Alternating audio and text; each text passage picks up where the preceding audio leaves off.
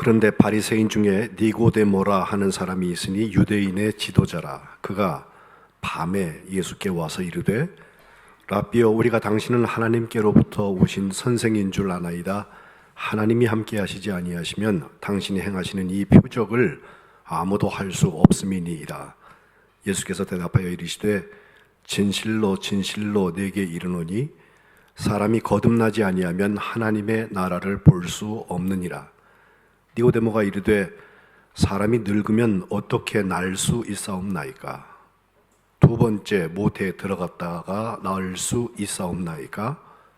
예수께서 대답하시되 진실로 진실로 네게 이르노니 사람이 물과 성령으로 나지 아니하면 하나님의 나라에 들어갈 수 없느니라. 이는 하나님의 말씀입니다. 여러분, 어린 시절에 철없는 행동하면 부모님이나 선배들이 이런 꾸중하고들 하죠. 아이고, 생각 좀 하고 살아라. 아무도 안 들어보신 모양입니다. 네, 저만 들었나 본데요. 생각 좀 하고 살아라 하면 생각하는 사람을 떠올리게 됩니다. 생각하는 사람 하면 또 우리가 당연히 떠올리는 이미지가 있죠. 바로 조각상 로댕의 생각하는 사람입니다. 이 생각하는 사람이라는 조각은 오기스트 로댕이 만든 작품인데, 여러분 보세요. 저게 말도 안 되는 포즈인데요. 턱을 꿰고 왼쪽 무릎 위에다가 손을 얹고 희한하게 괴로워하며 생각을 하고 있지요. 저 작품은 높이가 186cm나 되는 엄청난 사이즈의 큰 조각상입니다. 그런데 원래 저 작품을 로댕이 처음 만들었을 때 저렇게 만들지는 않았어요. 먼저 만든 것은 1880년도에 만든 지옥의 문이라는 작품의 일부분이었습니다. 여러분 보시는 화면의 왼쪽에 있는 큰 6m가 넘는 작품의 위쪽에 아주 조그맣게 한 70cm 정도 되는 모습으로 만들어졌습니다. 그래서 이 지옥의 문이라는 작품의 위에 이 생각하는 사람이 있고 거기서 아래를 내려다보면서 뒤에 많이 조각되어 있는 인간 군상들의 모습을 바라보며 고민에 빠져 있는 모습입니다. 그래서 1880년 로댕이 이 지옥의 문이라는 작품을 처음 만들었을 때 저 주인공과 같은 이 조각상의 이름을 시인이라고 했습니다. 처음부터 생각하는 사람이 아니었어요.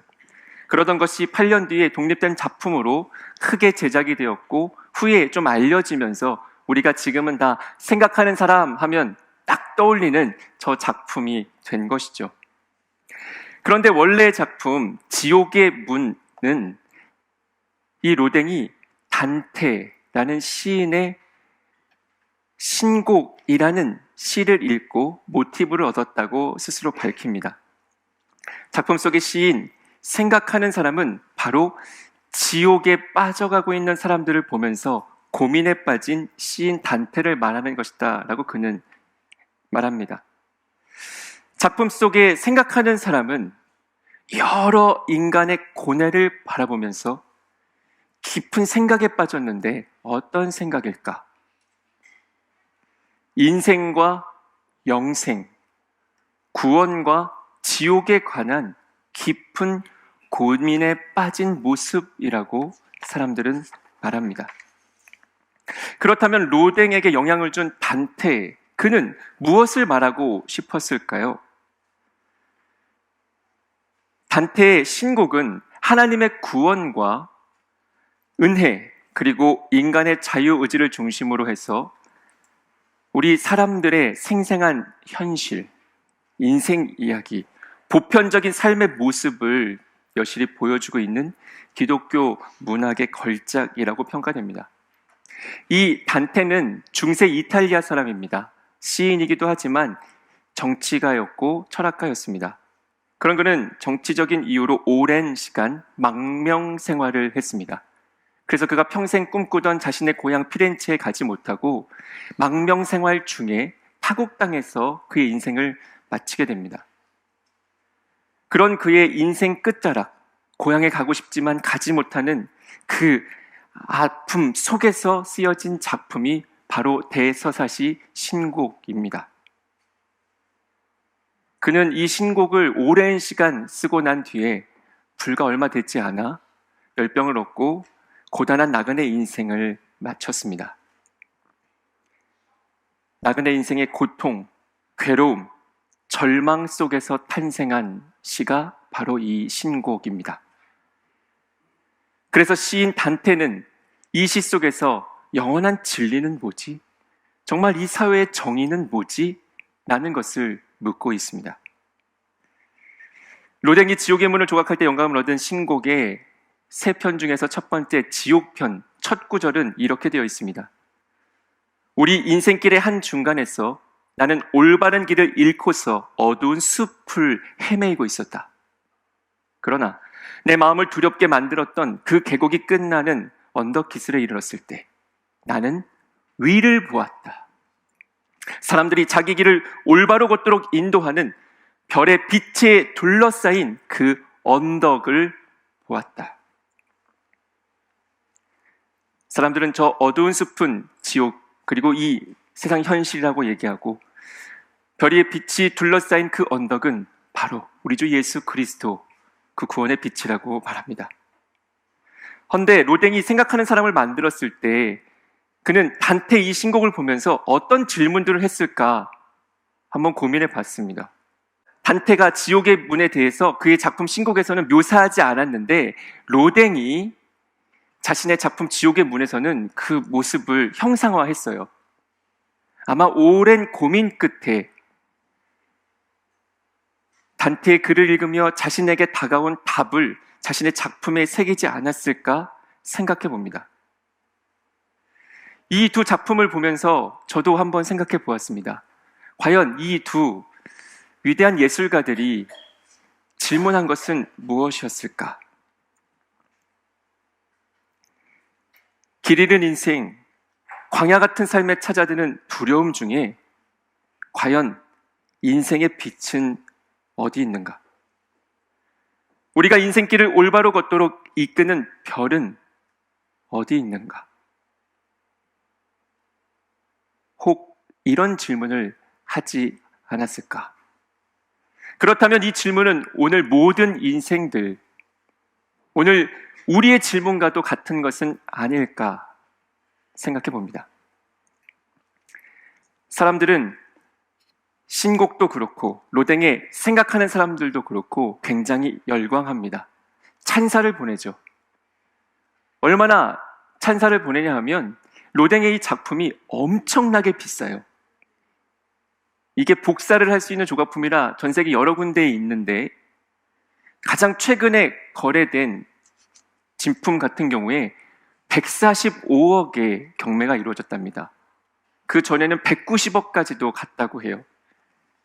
그만큼 모든 사람들이 이 로댕의 작품을 보면서 그가 품었던 인생에 대한 질문들에 공감하며 우리의 인생의 답을 묻고 있는 것이 아닌가라는 생각을 하게 됩니다. 제가 이것을 이렇게 조사하다가 조금 더 이렇게 찾아봤어요. 로댕의 작품이 저 정도면 그럼 전 세계에서 가장 비싼 예술품은 뭘까? 라고 이렇게 찾아봤더니 바로 레오나르도 다빈치가 그린 것으로 알려진 구세주 살바토르 문디라는 작품이었습니다. 이 그림이 2017년도에 4억 5천만 달러, 당시 한 5천억 원 정도의 거래가 되었다고 해요. 지금은 더 비싸져서 아마 굉장히 비쌀 겁니다. 근데 여러분 보세요. 저 그림은 예수님을 그린 그림입니다. 그리고 다빈치라고 알려진 그가 제목하기로 구세주라고 되어 있죠. 예수 그리스도께서 우리 인생의 가장 값진 답이기 때문에 사람들이 다 저 그림에 열광하고 가장 비싼 돈을 주고 저 그림을 샀겠구나 생각을 했습니다. 그런데 더 찾아보니까요, 저 그림의 소유주가 안타깝게도 사우디아라비아의 무함마드 빈 살만 왕세자인 것으로 추정됩니다. 이슬람교의 종주국 사우디아라비아의 최고 권력자, 정적들을 다 힘으로 물리치고 사우디아라비아의 권력을 거머쥔 사람, 비공식적으로 재산이 2,500조가 넘을 것이라고 알려진 세계 최고의 부자, 세계에서 가장 돈 많고 힘 있는 사람, 그런 그가 자신의 이 권력을 세상 가운데 드러내려고 저 그림을 사지 않았을까 생각됩니다. 아마 내년도에 사우디에 미술관이 열리는데 자기 이름으로 저 그림을 걸지 않을까라는 얘기들을 추측하고 있습니다. 너무나 안타까웠습니다. 우리 주 예수 그리스도 구세주에게 인생의 올바른 길을 물으려는 것이 아니라 세상 최고의 권력, 탐욕, 교만의 상징으로 예수님의 그림을 이용하고 있는 것이에요. 속이 상했습니다. 그런데 과연 우리는 오늘 예수님께 어떤 질문을 하고 있나요? 예수님 보면서 어떤 것을 구하고 계십니까? 생각하는 사람 성민은 예수님께 무엇을 질문하러 이 자리에 나오셨습니까? 오늘 본문을 보면 니고데모가 예수님을 찾아와 인생의 길을 묻고 있습니다. 유대인의 지도자이자 바리새인인 니고데모, 그가 밤에 예수님을 찾아왔다라고 합니다. 그래서 이 장면을 묘사한 그림들은 다 저렇게 배경이 어둡습니다. 왜 하필이면 밤이었을까? 네, 바리새인이고 유대인의 지도자로서 사실 지금 예수를 핍박하던 대상들이었으니까 몰래 찾아왔다라고 이해할 수도 있겠죠. 그런데 2절에 그의 이야기를 잘 살펴보시면 이런 표현을 합니다. 당신이 행하시는 그 표적, 이건 아무나 할 수 없는 건데. 예수님이 행하신 표적을 보고, 표적만 보고 예수님께 진리를 물으러 왔다는 겁니다. 밤에 속한 유대인들을 대표해서요. 그래서 내가 아니라 우리가 당신은 하나님께로부터 온 선생인 줄 안다라고 말을 열고 있는 거죠. 사실 요한복음은 처음부터 예수님은 빛으로, 그리고 세상은, 그리고 그 세상 가운데 살고 있는 유대인들은 어둠으로 비유하고 있습니다. 그래서 1장에서도 빛이 어둠에 비치되 어둠이 깨닫지 받아들이지 못하더라 라고 합니다. 9절에 참 빛, 곧 세상에 와서 각 사람에게 비추는 빛이 있었으니 그 빛이 예수님이다 라고요. 그리고 오늘 니고데모의 대화가 나와 있는 3장의 대화 맨 끝에 21절에도 보면 진리를 따르는 자는 빛, 바로 예수님께 나온다 라고 예수님 말씀하십니다. 니고데모는 하나님께로부터 오신 선생님이라면서 예수님을 찾아왔지만, 그리고 진리에 대해서 예수님께 질문하고 있지만 여전히 어둠 속에 있는 모습입니다. 그렇다면 그런 어둠 속에 속한 그가 하고 있는 질문의 의도가 바르지 않을 것이라 생각하게 됩니다. 어떤 놀라운 기적, 지금 당장 내 눈에 보이는 증거, 잡히고 보이는 그 무엇인가가 있어야지 믿겠다는 믿음, 그 믿음 가지고 예수님 찾아와 제 아무리 진리를 가르쳐달라고 물어도 인생의 빛이신 예수님, 그분을 나의 그리스도, 구세주, 살바트로 문디로 볼 수 없다는 것입니다. 2절까지만 보면 사실 니고데모는 별 질문을 지금 하지 않고 있잖아요. 질문이 나오지 않는데 3절에 예수님이 대답하십니다. 진실로 진실로 내게 이르노니 사람이 거듭나지 아니하면 하나님 나라를 볼 수 없다. 예수님은 밤에 와서 표적 이야기를 꺼내고 있는 니고데모를 보고 그 질문이 뭔지를 간파하신 모양입니다. 묻지도 않았는데 답을 주세요. 예수님이야말로 우리 인생들을 위해서 늘 끊임없이 생각하는 분이시기 때문입니다. 예수님은 우리가 무엇을 묻고 싶은지 알고 계십니다. 여러분에게 정말 필요한 대답이 무엇인지 알고 계십니다. 하나님 나라를 보는 비결, 그것을 말씀해 주십니다. 이것이 바로 니고데모, 밤에 속한 사람, 그리고 오늘 우리가 질문하고 있는 것입니다. 그런데 이어지는 4절, 5절의 대화를 계속 보면 동문서답이에요. 대화가 전혀 안 돼요. 딴소리하고 있습니다. 질문하는 사람의 말과 대답하는 사람의 말이 맞질 않아요.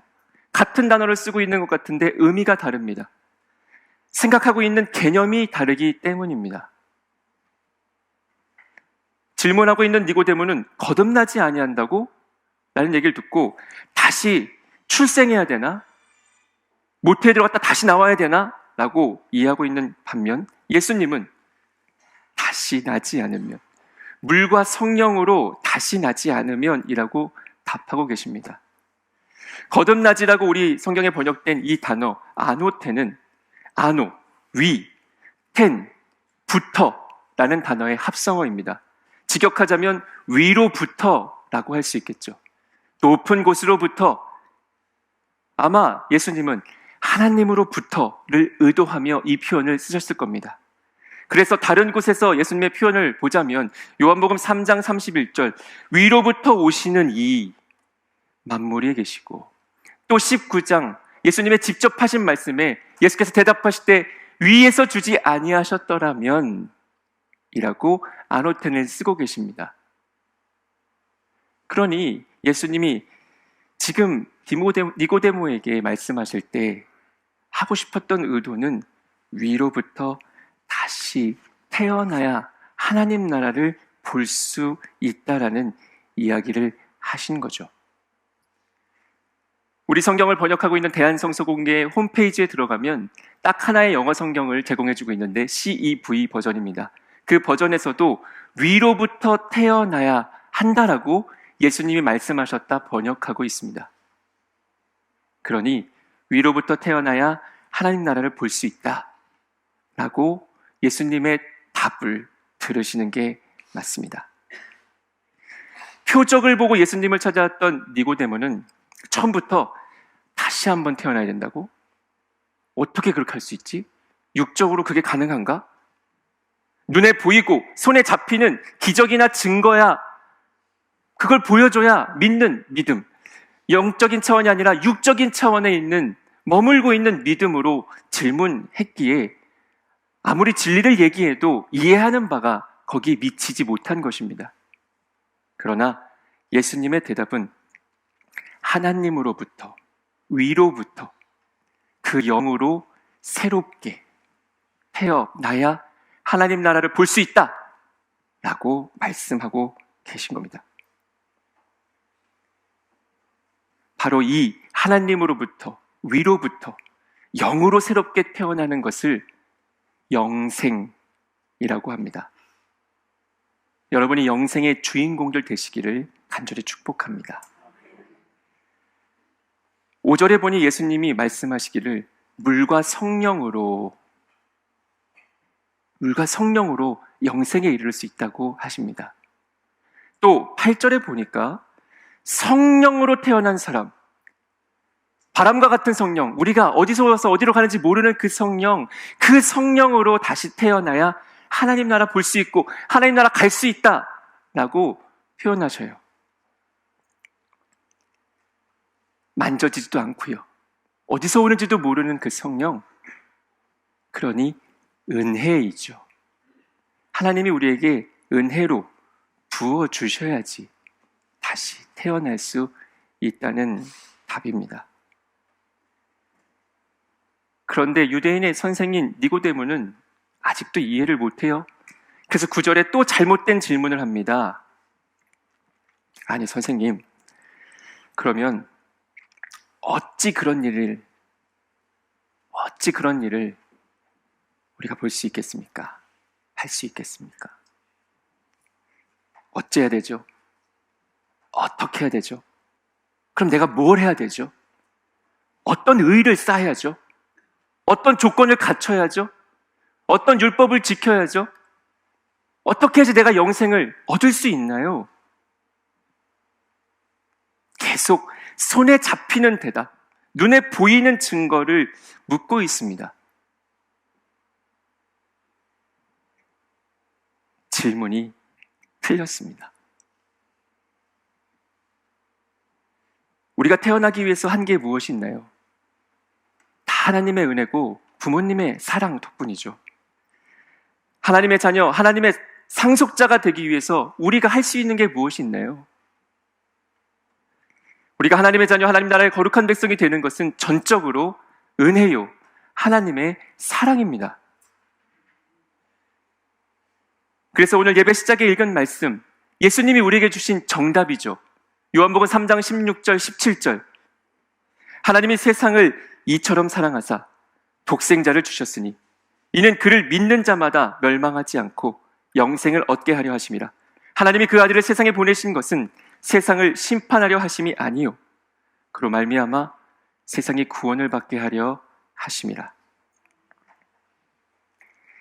하나님이 우리에게 빛을 비치십니다. 구원의 빛을 조명하십니다. 그 빛을, 예수님을 믿는 사람들은 구원받습니다. 영생을 얻습니다. 정답입니다. 이미 우리는 정답을 알고 있습니다. 그런데 왜 우리는 끊임없이 질문할까요? 왜 우리의 인생들은 끊임없이 많은 생각에 빠져 있을까요? 이어지는 18절, 19절에 예수님은 계속 말씀하십니다. 그를 믿는 자는 심판, 정죄를 받지 아니하는 것이요 믿지 아니하는 자는 하나님의 독생자의 이름을 믿지 아니함으로 벌써 심판, 정죄를 받는 것이다. 그 정죄는 이것이니 곧 빛이 세상에 왔으되 사람들이 자기 행위가 악함으로 빛보다 어둠을 더 사랑한 것이니라. 정답이 있는데요, 놓치고 싶지 않은 거예요. 지금까지 어둠 속에서 살면서 내가 소유했던 것들, 가졌던 것들, 이뤄왔던 것들, 꿈꿔왔던 것들을 놓치고 싶지가 않은 거예요. 저 언덕 너머에 분명히 빛이 있는데 계속 어둠의 숲길을 걷고 있는 거예요. 그래서 계속 생각해요. 계속 질문해요. 어떡하지? 어떡하긴 뭘 어떡해요? 정답이 있는데. 단테도 로댕도 그들이 작품을 만들면서 끊임없이 했던 질문의 답은 바로 오늘 예수님이 얘기하신 바로 이 정답입니다. 인생의 끊임없는 고민과 질문, 갈등과 시련의 대답은 세상의 빛으로 오신, 인생의 빛이신 예수님께 있습니다. 영생, 하나님 나라를 보고 들어가기 위해서 우리가 찾아야 할 길은 예수님밖에 없습니다. 이 사순절 순례를 마치고 갈보리 언덕 너머 그 십자가의 은혜를 통해 부활의 빛, 부활의 영광을 보시기를 축복합니다. 그 부활의 영광, 그 부활의 빛을 보고 난 사람들은 하나님 앞에 환희의 찬송을 올리게 될 것입니다. 저와 여러분이 부활의 그 아침 정말 기쁨의 찬송을 올릴 수 있기를 소망합니다. 오늘 우리가 마지막 찬송으로, 파송 찬송으로 찬송가 64장을 부르려고 합니다. 기뻐하며 경배하세입니다. 베토벤의 곡입니다. 그런데 우리가 지금 부르고 있는 찬송가 64장의 가사는 1907년에 헨리 반 다이크 목사님이 쓰신 가사고, 베토벤이 처음 교향곡 9번 사악장 환희 합창을 만들었을 때 썼던 가사가 아닙니다. 베토벤은 그의 평생의 인생의 질문을 그의 마지막 교향곡 작품에 담고 싶었습니다. 그래서 그의 곡에 그 원래의 가사가 담겨 있는데 여러분 함께 잠시 보시겠습니다.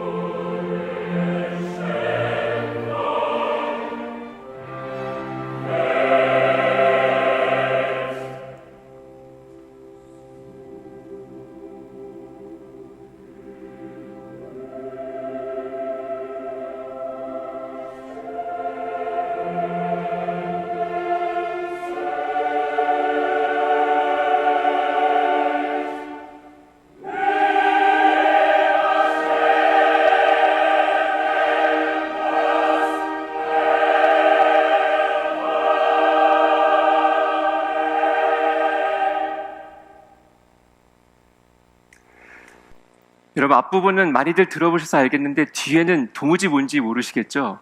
들어본 기억이 별로 안 나실 겁니다. 베토벤, 그는 정말 위대한 작곡가였죠. 그런데 그는 30에 들어서면서부터 귀를 먹어가기 시작합니다. 결국 후에 한쪽 귀는 완전히 안 들리고 나머지 귀도 거의 안 들려졌다고 해요. 점점 귀머거리가 되어가던 그는 32살 되던 해에 의사의 권유로 요양을 가게 됩니다. 괴로운 나날들을 보내죠. 하일레 게슈타트에서 보냈던 그는 젊은 나이에 유서를 씁니다. 동생들에게 남깁니다. 하루하루 절망의 연속이다. 나는 귀머거리가 되고 말았다. 잠시 후 나는 삶을 마감하게 될 거다. 하나님, 불쌍한 내 인생을 마치기 전에 온전히 기쁜 날을 허락해 주십시오. 내 힘을 다해 작곡한 음악들을 단 하루만이라도 내 귀로 들어볼 수 있게 해주십시오. 그의 기도는 처절함 그 자체였습니다. 그러나 유서를 계속 써내려가면서 그는 음악에 대한 자신의 열정과 사명을 깨닫습니다. 내가 죽음을 생각했을 때 음악에 대한 열정이 나를 붙들었다. 문득 하나님이 내게 명령하신 사명을 끝내기 전에 세상을 떠날 수 없다는 생각이 들었어요. 앞으로 내 손을 통해 태어날 음악들을 생각하며 지금 비참한 삶을 견뎌내고 있습니다. 사람들은 언젠가 깨닫게 될 거야. 비참한 운명을 어깨에 짊어지고도 음악가로서 최선을 다하기 위해 몸부림친 한 사람이 있었다는 것입니다. 베토벤은 24년을 귀머거리로 살면서 계속 작곡했습니다. 이런 고통스러운 인생을 살았던 베토벤에게 감명을 준 시가 있는데 그것이 실러의 환희의 송가입니다. 그는 이 시를 20대 초반에 처음 봤다고 합니다. 그래서 너무 좋아서 이 시에다 곡을 붙여가지고 사람들한테 보여주고 싶었어요. 자랑하고 싶었어요. 들려주고 싶었어요. 그러나 30대 들어서면서 귀를 먹어가고 인생의 고난을 겪으면서 그는 이 시를 마음속에 계속 묵혀둡니다. 그러다가 채 60이 되지 않고 죽은 그가 50대 중년에 이르러서야 드디어 그의 인생의 끝자락에 그의 교향곡 마지막 9번 그리고 4악장에 이 실러의 노래를 넣습니다. 가사가 이래요. 환희여, 아름다운 신의 광채여, 낙원의 딸들이여, 빛이 가득한 성소로 들어가자. 모든 인간은 형제가 되노라. 인류애에 대한 노래를 하는 것 같지만 여러분이 아까 보셨던 영상에서 뒷부분 갑자기 음악이 쫙 조용해지면서 정말 베토벤이 시인이 하고 싶었던 대답이 담겨 있습니다. 형제여, 별의 저편에는 사랑하는 아버지께서 계신다. 엎드려서 빌겠는가? 창조주가 계심을 알겠는가? 별들이 수놓아져 있는 하늘 저편에서 사랑하는 주님을 찾아라. 별들이 지는 곳에 주님 계신다. 객관적으로 어떻습니까? 베토벤은 귀머거리입니다. 그에게 환희할 게 무엇이 있습니까? 열심히 만들어봤자 자기 귀로 들을 수 있는 자유도 없는데요. 이 곡이 처음 연주되었을 때 모든 관객들이 다 일어나서 환호를 보냈습니다. 그런데 베토벤은 듣지 못해요. 돌아서서 인사해야 되는데 쭈뼛쭈뼛 오케스트라만 보고 서 있었답니다.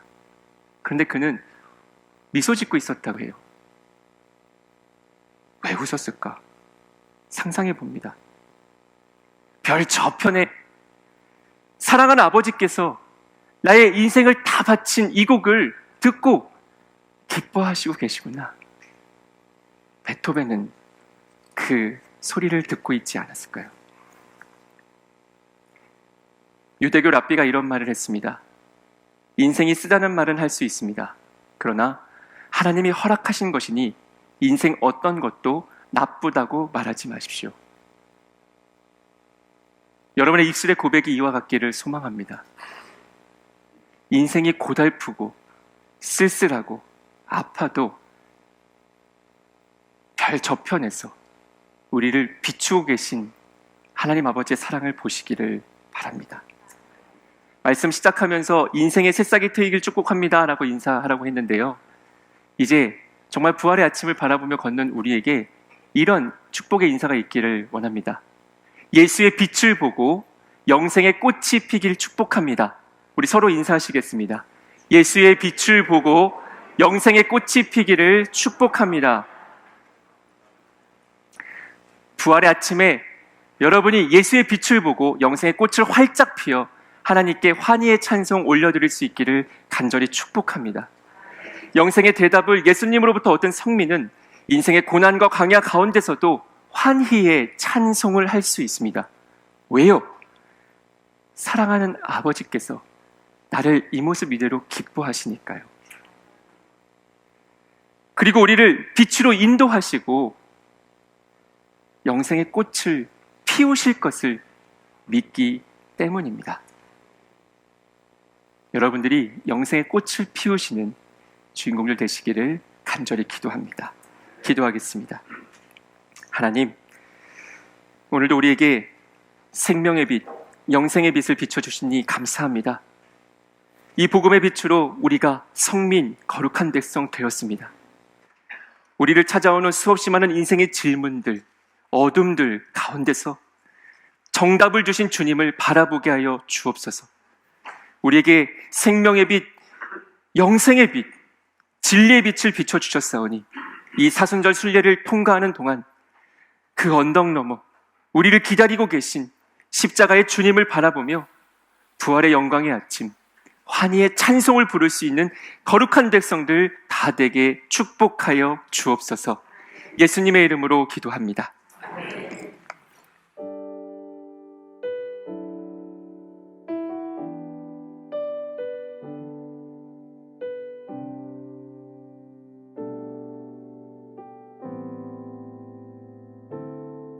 당신의 시